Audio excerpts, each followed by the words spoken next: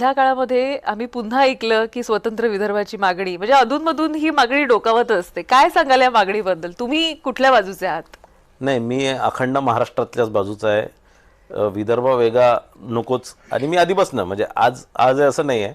मी 2007मध्ये ज्यावेळेस नगरसेवक झालो होतो, आमच्या इथे एक पद्धत होती नागपूर महानगरपालिकेला की प्रत्येक पहिली जी जी बी व्हायची त्यात एक वोटिंग करायचे की की आपल्याला विदर्भ वेगळं झाला पाहिजे, एक ठराव करायचे. आणि मी नेहमी त्याला विरोध करायचो आणि नेहमी मी सांगायचो की माझं मत हे अखंड महाराष्ट्रासाठी आहे.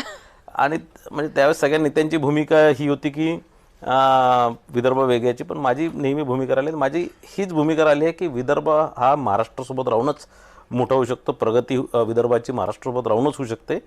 आणि आपण जर डावलल्या गेलो कोणत्या याच्यात तर घरापासून वेगळं होऊन कधीच आपलं प्रगती होऊ शकत नाही. त्या घरात राहून आपल्या हक्काची लढाई लढूनच आपण मोठं होऊ शकतो. खरंय.